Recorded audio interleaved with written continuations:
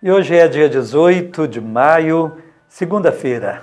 Que bom, nós vamos dar início a tudo com o Evangelho. Uma semana que se iniciou no domingo, primeiro dia dedicado sempre ao Senhor, a Páscoa semanal.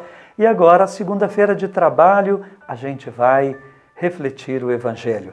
Vamos ao Evangelho de João, capítulo 15, versículos de 26 até o capítulo 16, versículo 4. Naquele tempo, disse Jesus aos seus discípulos: quando vier o defensor que eu vos mandarei da parte do Pai, o Espírito da verdade que procede do Pai, ele dará testemunho de mim, e vós também dareis testemunho, porque estáis comigo desde o começo. Eu vos disse estas coisas, para que a vossa fé não seja abalada. Expulsar-vos-ão das sinagogas, e virá a hora em que aquele que vos matar julgará estar prestando culto a Deus. Agirão assim, porque não conheceram o Pai nem a mim.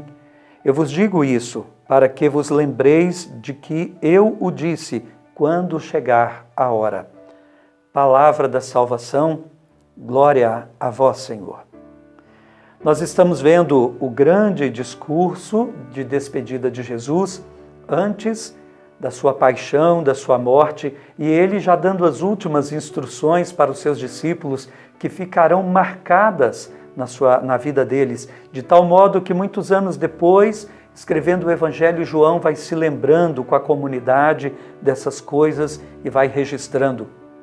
Então, nesse Evangelho, Jesus está dizendo que eles serão testemunhas de Jesus. Assim como Jesus testemunhou o amor do Pai, foi testemunha da verdade, da justiça, ele veio e foi perseguido, eles também não se enganem, eles deverão dar testemunho de Jesus.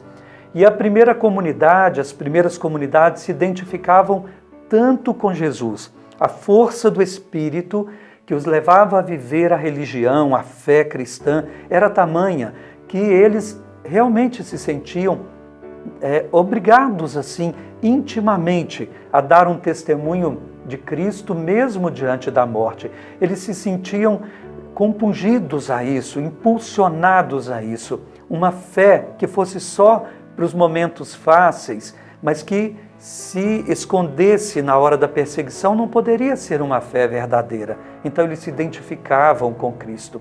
E Jesus, de fato, fala com eles: vocês não tenham medo, eu enviarei o defensor. Ele está chamando o Espírito Santo de defensor, porque eles precisarão de serem defendidos pelo próprio Deus. Na hora do medo, claro, quem não teria medo da morte, não é? Porque a perseguição ia gerar, inclusive, a morte de vários. O Estevão, o diácono, foi o primeiro. Tiago vai morrer também, e logo muitos, centenas morrerão por causa desta fé. Era preciso então que o defensor viesse para defendê-los do medo, para defendê-los da tentação de recuar, para fazer também com que eles dissessem a verdade, é o Espírito da verdade, Jesus falou, não palavras suas, não filosofias rebuscadas, mas palavras de Deus. O defensor agiria dentro deles. Esse Evangelho então nos impulsiona, Jesus dizendo: vocês não tenham medo quando expulsarem vocês das sinagogas, e quem fizer esses atos de violência, muitas vezes pode até pensar que está fazendo isso em nome de Deus. Mas aqui um critério fica para nós como muito decisivo. Se de um lado é preciso testemunhar a fé, uma fé de testemunhas, uma fé de parresia, de força, de resistência, por outro lado, uma fé que nunca usa a violência. Quem usa a violência, quem usa a difamação, quem implementa a divisão em nome de Deus, mesmo que ache estar prestando um culto a Deus, está inteiramente enganado. Jesus disse: aprendam de mim, que sou manso e humilde de coração. Ele mandou Pedro guardar a espada quando Pedro o quis defender na hora da sua paixão.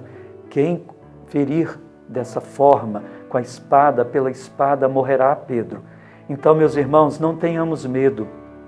Se de um lado formos perseguidos e por outro, nunca caiamos na tentação de querer defender Deus, semeando discórdias, divisões, ódios e violências. Deus não precisa desse tipo de defesa. Deus sabe se defender muito bem. Não precisa desse caminho que Ele não usou para defender o seu próprio Filho. Essa mensagem, então, fique para nós. Testemunho da fé e nunca o uso da violência ou de qualquer arma que venha do mal. Divisão na igreja, falar mal, semear discórdias. Nunca as armas dos cristãos serão as armas das trevas. Rezemos por nós, pela igreja. Deus, nosso Pai, nós pedimos pela igreja que sempre sofrerá tentações de lutar com armas que não sejam as do Espírito da verdade. Senhor, livra-nos de usar a violência, livra-nos de toda discórdia, intriga e divisões dentro da igreja, que nunca nos apoiemos nessas coisas. E pedimos, Senhor, uma fé de testemunhas, uma fé que se posicione pelo que o Senhor falou, que se identifique com o Senhor, assim como o Senhor revelou o Pai, nós possamos revelar ao Senhor, ao mundo, sendo testemunhas da verdade. Amém. Vamos receber a bênção de Deus. O Senhor esteja convosco, Ele está no meio de nós. Abençoe-vos Deus Todo-Poderoso, Pai, Filho e Espírito Santo. Amém. Até amanhã, se Deus quiser.